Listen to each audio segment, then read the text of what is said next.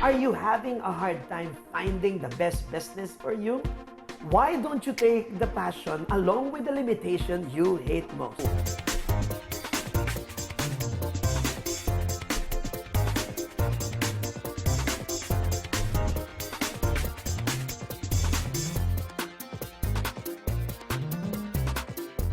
Let's go!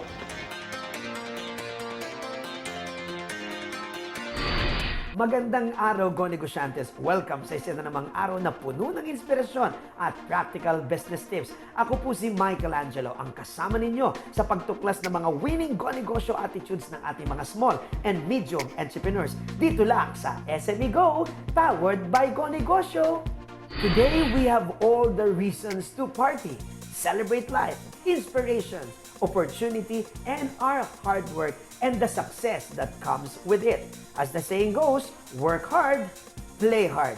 Be on the loop on the best parties and events, hassle-free, through Guestlist.ph, a business started by a young entrepreneur with the name Mr. Ron Baetiong. Hop on and be moved to bring your frustration to a whole new business venture. Only here on SME Go, powered by Go Negosyo. Party, party. Guestlist.ph allows partygoers hit the best clubs, parties, and events in town. Hello, Go Negosyantes! Nako, talaga naman pong nakakabata ang usapan natin yan because we'll be talking about party. Nako! Buti nga nakarating ako, sigali ako sa party kagabi, medyo po yata. At dahil makakausap natin maya-maya ang isang napakabata, 26 years old. Ako 32, mukha lang akong fetus pero 32 na ako. Pero itong kakausapin ko, mas bata sa akin. At siya ang behind the very good business and he's one of the youngest technopreneur na meron tayo. Ang may-ari at nagtatag ng Guestlist.ph.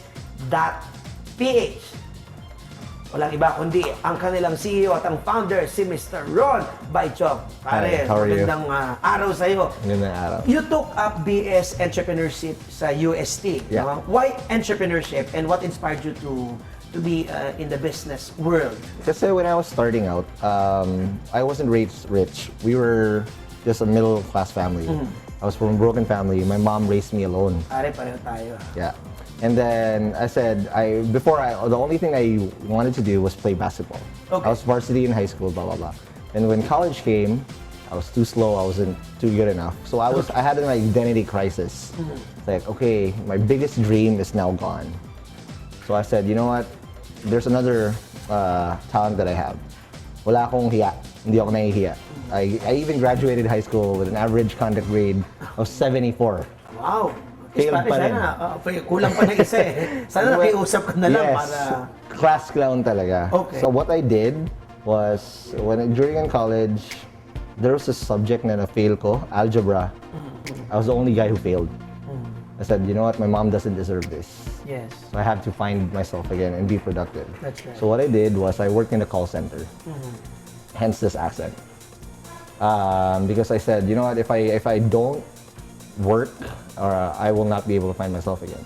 And during that time, I was in the call center 6 months. I was a full-time student and I was a full-time, whatchamacallit, call center agent. Na-realize ko, ayoko magtrabaho. Ang hirap. Mahirap. Hindi ako yayaman dito. Tama. So I said, you know what, nung third year ng college, we had to choose our majors. Sabi ko sa professor namin, I want to take up entrepreneurship. Pero isang section lang yung hinahanap nila. So after nun, hindi ako pinayagan kasi may bagsak ako, hindi ko pa nakukuha yung deficiency ko. Sabi nila, hindi pwede. So nagmakaawa ako ngayon, iyak ako, ma'am, gusto ko po talagang maging entrepreneur, blah, blah, blah. Dala ko pa yung Go Negosyo book.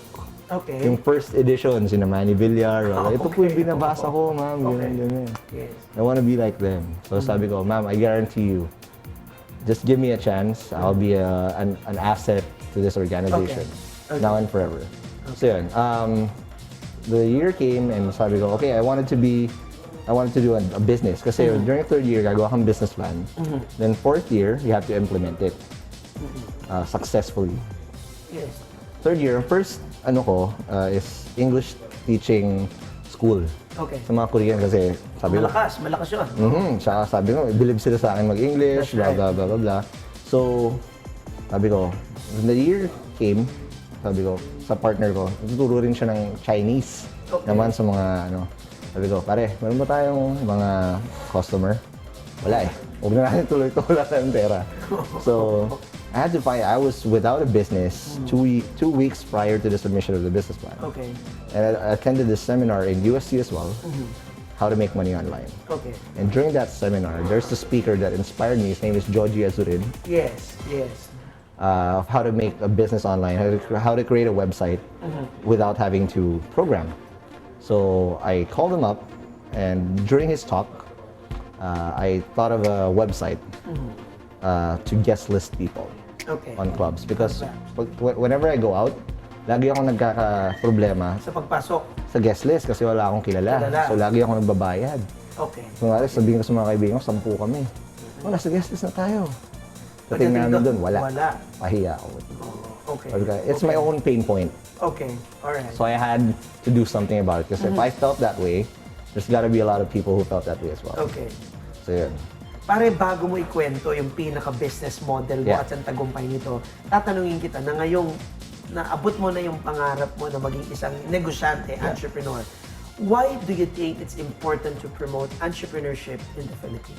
Because entrepreneurship, the entrepreneurs, the difference between entrepreneurs and businessmen, I think, in my own personal opinion, entrepreneurs solve problems. Okay.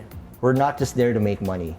The main thing that motivates us is to actually making an impact to society.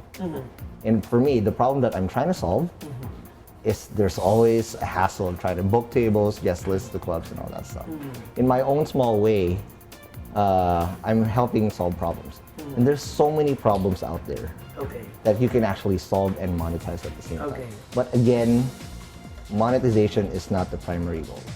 It's secondary. It will always come. Yeah. As long as you do it for the right purpose, it will always come. Great. Dito sa atin, sa Pilipinas, ang entrepreneurship ay isang kinatatakutan na industriya. Ano yung masasabi mo sa mga kabataang gaya mo na nagkaroon ng realization na ganyan, na maganda ang pagnenegosyo para lumakas ang loob nila? Okay, number one, stick to your passion. Okay, stick to your passion. If you can do something that you can do for 10 years without having to cringe or anything, then do that. Now, pare, going to your business, what is Guestlist.ph? Where did the concept come from? Well, basically, it's an app. Okay. It's a mobile app that gets you into the best clubs, events, and parties in the Philippines for free. So if you want to go to a club, when you're on the guest list, basically, you can go to any club without having to pay. Okay. You waive the cover charge. Hindi ka na Kasi magbabayad. usually may pagka mag-ano ka, may cover charge yun. Ano? Correct. Okay. You have to pay like 300, 400, 500, even up to 1,000 depending on the club. Oo, makapasok ka lang. But when you're on the guest list, you don't have to pay that anymore. Okay. So you just need to show the confirmation from the application. Yeah, I can walk you through. Do you want me to walk you through now? Yeah, sure. Okay, so basically, all you gotta do is download the app on the App Store. It looks like this. Okay. So again, it's partying made easy, the easiest way to get into the best clubs, events, and parties in the Philippines for free. Okay. And all you gotta do is sign up once. Sign in with Facebook. And when you're in, you can actually just choose the events that you want to go to. So like here, there's multiple events like here and all that stuff. So when you want to join an event, just join this. Okay. Boom. Boom. And you're on the guest list. That's it. Oh, okay. Correct. So there, and you can also guest list your friends. Because nobody wants to party alone, unless you're brokenhearted. That's right. You don't want to drink and die. Yeah. Yes. Okay. So you choose your friends and all that stuff. You choose them, boom, they'll be invited as well. And then when you get to the club, all you gotta show is this. It's called the party ID. Okay. It will get scanned. Your information is there as well. And then boom, you're on the guest list. Okay. So, ano yung pinagkaiba ng mga membership? Nakita ko regular, merong bang irregular, special, super special. There's a VIP membership. When you're a VIP, you don't have to guest list anymore. You can go to any club at any time. You also get free drinks from us. Okay. You can also bring your friends in for free without guest listing them. So right, for example, there's 3 tiers. There's platinum, gold, and silver. Oh, that's why I wish to thank you in advance for this gift. Okay, Yes. so yan pala, platinum, gold, and Correct. silver. Okay. So say for example you choose gold. This gets you into the clubs in the south, like Republic and all that stuff. So you join, you choose the duration of how long you want to be a VIP for. Okay. The cheapest one is for 1 night pass. Okay. It's just 199 pesos. Okay. And then you also choose how many friends you want to go in with you. When you're a VIP, so you get a +3. You're entitled to get 3 people in with you. Okay. Okay. So you're a real VIP, and there's no cutoff because when you're on a normal guest list, you have to be there before the cutoff. Okay. Wow. So when you're VIP, boom, no cutoff. I can bar hop whenever I want. Yan palang pag-uusapan natin mamaya in private. And all you gotta do is just pay with Dragon Pay and with PayPal, and then you're in. You're in. Okay. Now, paano ito nagsimula, yung negosyong yan? People thought I was crazy. Okay. My professors, everyone thought like, you're just getting an excuse for partying, blah blah blah. Okay. And Hindi na see the opportunity. challenge was, I don't know how to code. I don't know how to develop apps or websites. Okay. Okay. So we used this free thing before called Ning. I Yes. bought a domain, pointed it there, Yes. and manually every day while I was in class in between 5 to 7 p.m., every person that guest listed, I had to manually get them and send them to 20 clubs Okay. within 2 hours. Within 2 hours. Yeah. So it was very challenging, Okay. but it validated the thing because I didn't even have marketing money back then. It just spread through word of mouth. Wow. Now, how much was your initial capital and where was its source? If I remember correctly, back in college I only had like maximum 40,000. 40,000. Because the beauty about technology startups, it's so cheap to execute. Okay. You just buy a domain, buy a cheap hosting, and boom, valid. You don't have to buy a location, pay rent, do that. You Yes. can do it in the comfort of your home if you want to. Yeah. Guestlist.ph earns from the guest list fees and table reservations. Right. Kanina sinabi mo wala ka namang background talaga on technopreneurship, right? Correct. Na talagang you started from scratch. Zero, right. Now, what did you do to gain the knowledge that you... I look for mentors. Okay. Because unfortunately, as much as I wanted to get help from my teachers, they just weren't equipped for that kind of technology. Okay. Because until now, I think I'm the Guestlist.ph is the only technology company to ever come out of UST. Okay, okay. Majority of my That's classmates, interesting to know. my classmates, I'm not trying to berate them, but Okay. they're like, hey, I want to create a shumai stand. Right? Okay. And I said, guys, Yeah. the vendor outside UST did not take up entrepreneurship to put up that stand, That's right, that's right. right? Why are you here trying to replicate them? You can do better than that. That's right. For me, it was a challenge for me. I want to be able to create something that my family, myself, and my school will be proud Yeah. of.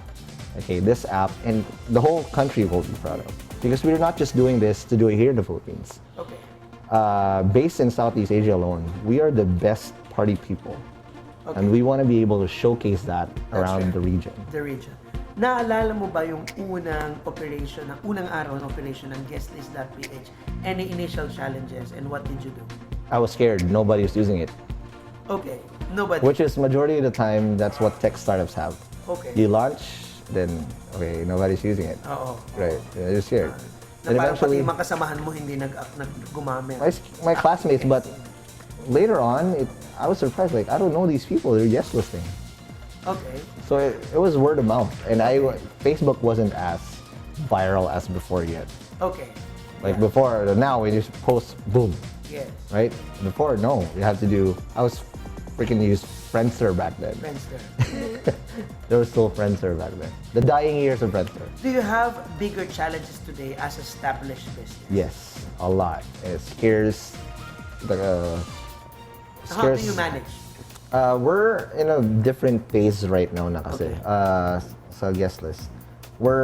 We've already had that product, we call it product market fit in Okay. startups. Like people, the product already solves a problem and people continuously use it. Okay. Now our challenge is scaling. Okay. How to scale this in different countries. Because at the end of the day, like most tech startups, they need funding. Okay. Okay. Okay. And funding doesn't come easy here that much because our tech ecosystem is not that mature yet. Okay. The other thing is manpower. We have hence the limited funding. We couldn't execute as well as we can. But at the end of the day, you know what I tell myself? I've been through worse. Okay. What's I've next been after that? through Yeah. a phase where I only had 100 pesos in my pocket. Okay. I had 4 meetings. My car was broken. Oh, right. And this was prior to Globe or Kickstart funding me. You know, there was this eerie feeling. I remember it vividly. I was at a bus in EDSA. I went down. I was so down. Like, oh, I don't want to quit. Because I told my mom, if I don't get funded, I'll quit. Because I'll just do sales stuff. I can make money out of that. Don't worry. But it doesn't make me happy. Yeah. So I went down that bus. I was so down. I saw a man walking by. He was wearing a shirt. Never give up. Okay. After a couple steps, another person dropped by. Says, never give up. Give up. I said, this is, Yes. yeah, this is A nothing message, yes. That So kinuha mo another yung t-shirt, girl, hinubaran mo siya. And you, No. you and then after a couple steps, another person. never give up. Okay. That's divine intervention. for me. Okay. It's like, you know what? I'm in the right path. I should just never give up. Ngayong sumisikat na ito, Yeah, ngayong nakikilala na at kilala na kayo, right. how do you manage competition?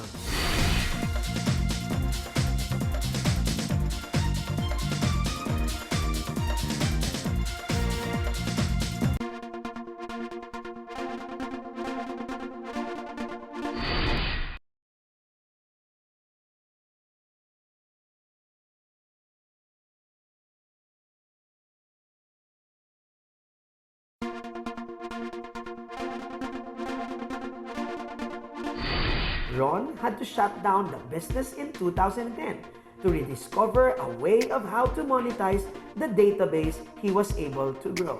Sa lahat naman ng tao pa nagsisimula talaga, nakakatuwa ang isang matibay na pundasyon. Hindi lang ng negosyo, kundi ng pagkatao. Pag may pinagdaanan na sobra, diba? And usually, yung mga tao matatagumpay, yan yung mas sobrang dami pinagdaanan bago na ko tagumpay. Now, dahil sa mga magagandang ito, I'll be honest with you, pare, ngayon lang ako nakakita ng ganitong application. Dahil ako rin, I'm a party goer, usually children's party, tapos yung mga party na matatanda. Pero usually, before ako pumasok sa showbiz, hilig ako mag-party talaga. Okay. At isang problema ko talaga is that hindi naman lahat ng tao ay makikilala ka agad para papasukin ka. Kailangan pa ipaliwanag na ito is ganito. Correct. And sometimes nakakahiya yun, alam ko may kasama ka. Exactly. And itong negosyo mo answers that problem. Now, ngayong sumisikat na ito, ngayong nakikilala na at kilala na kayo, Right. how do you manage competition? The thing is, we don't have competition yet. Sa ngayon, okay, pero nakikita mo naman yung posibilidad na pwedeng may mag-compete later on. Okay. Now, if ever, let's assume, kunyari nag-aral tayo sa Assumption College, let's assume na may competition. How do you think you're gonna manage it? For us, it's more on execution. Okay. For us in tech startups, we have this adage we call it, ideas are cheap, execution is full. Okay. For us, we focus more on the customer, right? And then, as much as possible, create barriers to entry for people to come in because we're directly partnered with clubs. Okay. As long as we're helping them, they won't see fit for any kind of competition. Okay. To actually go in and. What do you think makes Guestlist.ph so unique and so significant that people cannot help but get it? Yeah. Number one, technology. It's not easy to build this kind of sophisticated. It looks easy in the front end, but at the back, it is so complicated already. It would take months for them to catch up with even our first version. Okay. Second is the relationships that we've built.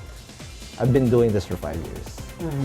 And I know the ins and outs of the industry already. And tama ka doon. I think sa ganito kasi na tao ang pinag-uusapan, mahalaga yung relationship, Correct. diba? Now, how do you earn sa Guestlist? All right, we have our business model revolves on 3 things: from the clubs, brands, and users. One biggest mistake before that I had was I thought I was gonna make a lot of money from the clubs. Okay. Apparently, no. There are partners. Without them, this application would be useless. Okay. So we don't milk the cow from the clubs. There's the venues or the establishments, they make money off of two avenues, brands and users. Okay.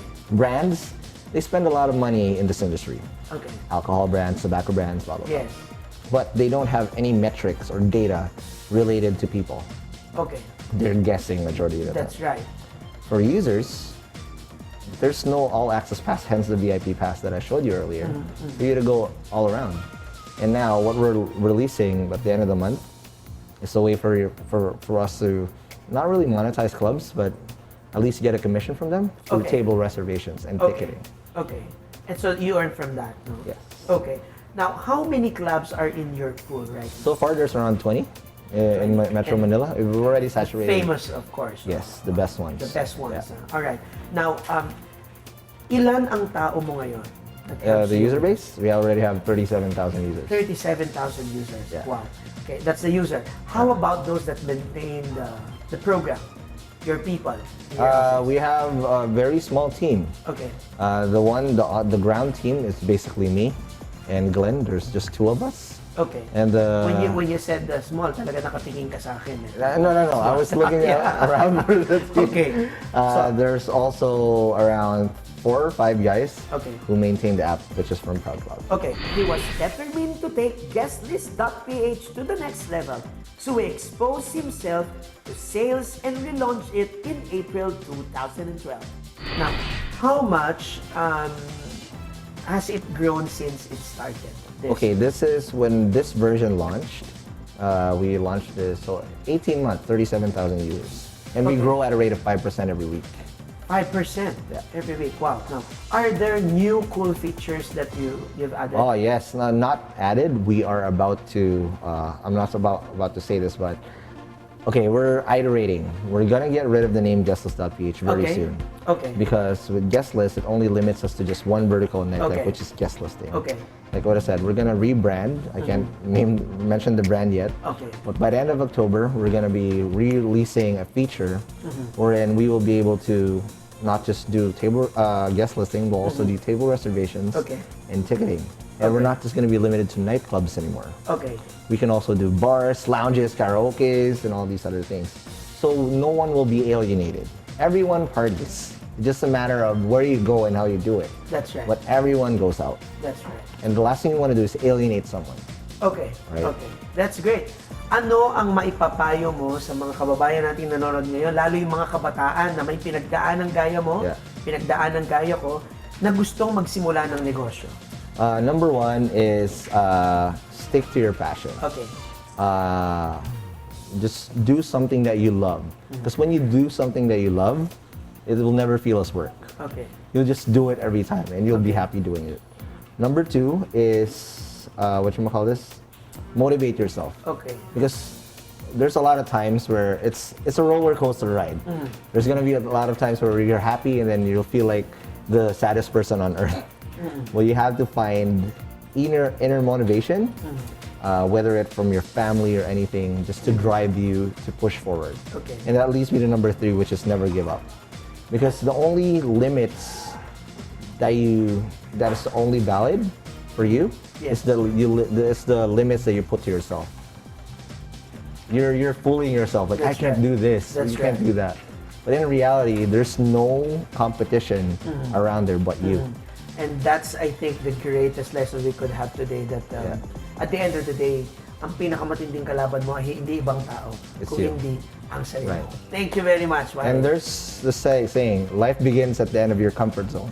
Okay, that's So beautiful. expand your comfort zone, and it will go bigger, bigger, bigger. Okay, thank you very much for those beautiful words, pare. No worries. Ayan the party just started. The business talk. Naku, mamaya magkikita-kita ulit tayo at kakausapin pa natin ng up close and personal si Ron Baetiong sa pagbabalik lang ng SME Go, powered by Go Negosyo. We want to know you a little more Okay. personal that we've talked about earlier about ng mga buhay-buhay, negosyo. Pero kung tatanungin kita, sino ba and how would you describe yourself?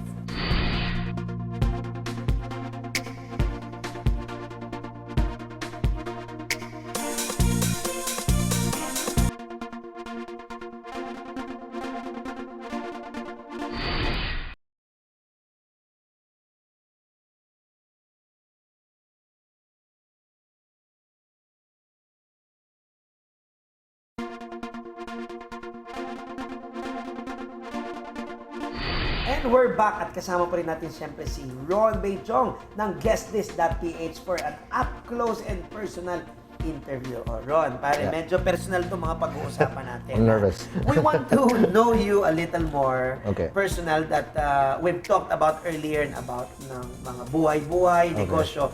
Pero kung tatanungin kita, sino ba and how would you describe yourself? I'm just a normal guy. I just number one, I love to party, the sense of business, but I like it's awkward because I like being alone as well. I like having a day or a time in the day where I actually just think alone, so I can ponder on what I want to do and all the things. And majority of the time in my spare time, I spend my time with my family. Okay. I like staying at home. That's it. But if you were to name one winning attitude or that would lead you to success, what would that be and why? Being optimistic. Okay. Because at the end of the day, if you're optimistic about life, kung paano mo titingnan yung buhay, if you always see the positive, regardless of how dire the situation may be, you'll always find a way. Okay. And just be optimistic and never ever, stop doing stuff. Because at the end of the day, if you stop, then you lose. Okay. Sabi nga sa Gilas, puso. Puso lang, ganyan lagi. Saging lang ang may puso. Diba? Now, at a young age, pare, you're already running a business, though it's about parties, no? But do you even have some time for relaxation, or what do you do for pleasure? I usually work 12 to 14 hours a day. Okay. But I always find time to relax. I don't get to do physical activities anymore because there's so much work. But I like to watch a lot of cat videos. Okay. We're geeks by default, so we just find a lot of stupid stuff in the internet and make me laugh. Because at the end of the day, I have this formula. If I laugh at least 10 times a day, I would be positive the whole day. Okay. 10 times. 10 times. Like a real, genuine laughter. Okay. It would actually impact how you also see the world and how you I interact think I'm with people. giving already 5. Okay. Yes, so I'm already halfway through the day already. What is the advocacy that is close to your heart? I'm a family person. Like what I said, I always I'm doing this for my family, for my mom.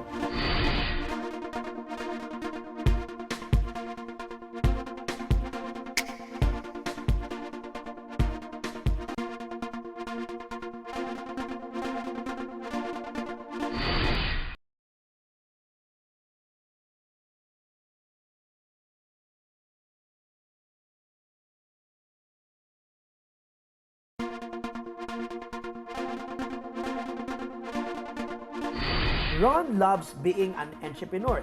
He loves showing his ideas to the world and changing people's lives. What is the advocacy that is close to your heart? I'm a family person. Like what I said, I always I'm doing this for my family, for my mom. Because for the longest time, till now, we don't have a house. We've been renting all our lives, and I want to be able to give back to my family. Our family is not rich at all. And for me, it's just I want to give back to my family. And one thing I'd like to share to you, when my mentor, Joji Azurin, helped me out, the first thing that he told me is that, Ron, when you make it to the top, when you're already successful, don't pay me back, pay it forward.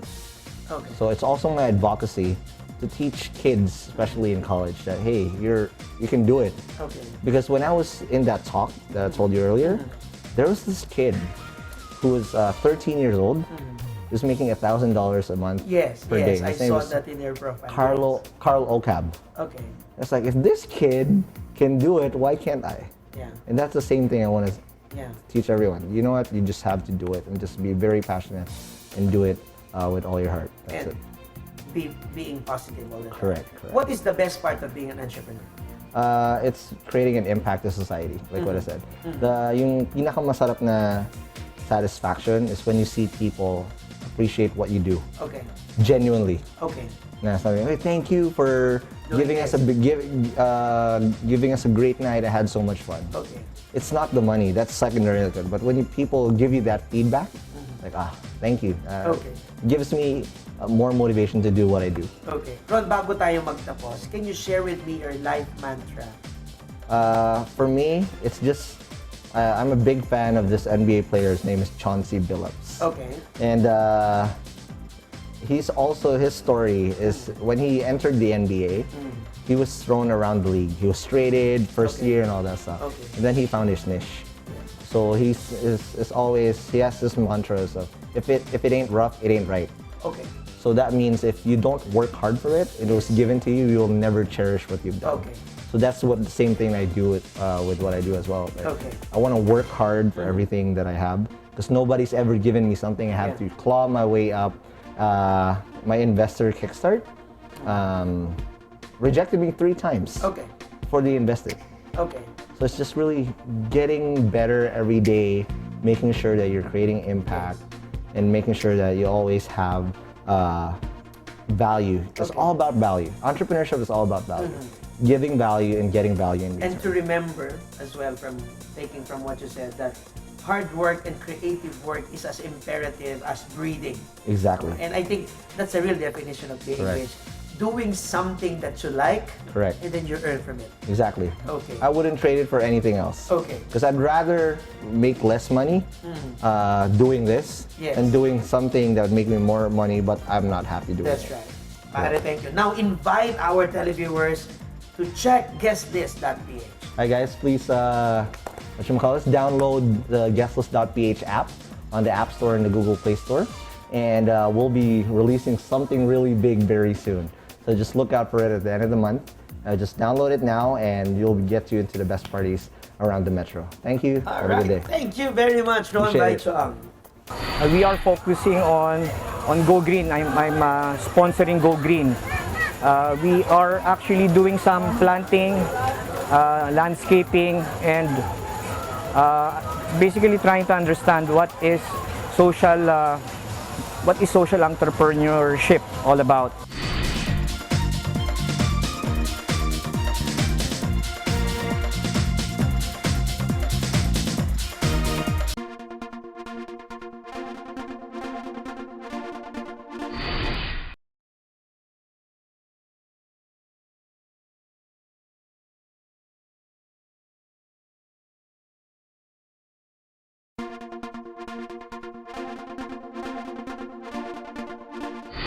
Go Negosyantes, kamakailan lamang ay ginanap ang Global Volunteer Day na inorganisa ng ating partners sa advokasya, ang DHL Express Philippines. We are focusing on Go Green. I'm sponsoring Go Green. We are actually doing some planting, landscaping, and basically trying to understand what is social entrepreneurship all about, and also on how we can actually partner in the coming quarters or months and quarters, because this is not just a one day. May plans din yung company that will be traveling again in groups, smaller groups sa farm, and also trying to share as well kung ano yung mga meron kami na maitutulong on logistics. Ito yung tamang panahon for you to sa mga kasama natin to partner with us and to join us, kasi parang it will be a ripple effect eh. It will actually, the more the merrier kumbaga. And we can't do this on our own. We really need your help to partner with us as well. Ang proyektong ito ay hindi lamang nilalayong palaganapin ang volunteerismo o pagkakawang gawa, kundi pati na rin ang kahalagahan ng nation building sa mga empleyado ng DHL at kanilang mga pamilya. There's no everyone, it's really just a very natural human expression of generosity na mag-volunteer ka. Pero to end poverty in your country is a bigger, to kailangan may goal ka, like DHL, they have a goal of increasing their market share. Yeah. Today we are partnering with DHL on nation building. So we have gathered nearly 1,000 DHL family, including their children, to show them that loving your country and serving your country through volunteerism can really be fun and fulfilling at the same time. So we have, not only did they hear inspiring talks from their leaders in DHL, but it's really also the leaders of DHL globally are talking about corporate social responsibility, about really giving back to the community, And DHL has been our partner since 10 years ago when we got a lot of their people volunteering for us in Tondo. So gusto ko lang na yung susunod na henerasyon ng Pilipino na maniniwala na panahon na natin na umasenso. Kung handa na ang Pilipino to really unlearn poverty and to learn how to create prosperity. And prosperity can only be achieved if we do not leave anyone behind to remain poor. Atin pong tandaan, ang ating bansa ay aahon kung tayo'y sama-samang kikilos at babangon. There are so many ways to discover the perfect business for you. Start by knowing your passion. From there, you could see challenges and limitations that you can address through a business idea, just like what Ron Baetiong did through Guestlist.ph. Go Negosyantes, maraming salamat po sa pagsama nyo sa amin ngayong araw na ito. Sana'y nakapulot kayo ng inspirasyon at mga practical business tips na makakatulong sa paglago sa inyong pagninegosyo. See you again next week. Ako po si Michelangelo at ito ang SME Go, powered by Go Negosyo.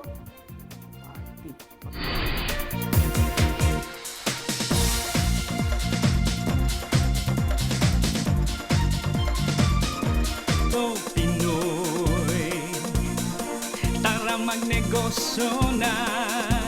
Let's go Pinoy! Kung sa business kayo ay may success, kung ang ideya nyo'y truly the best, kung hanap ninyo ay isang kasosyo, let's go! Let's go! Let's go negosyo! Go, go, go, go negosyo! Pilipinas, now is our time! Go, go, go, go negosyo! Kailangan lang ay positibo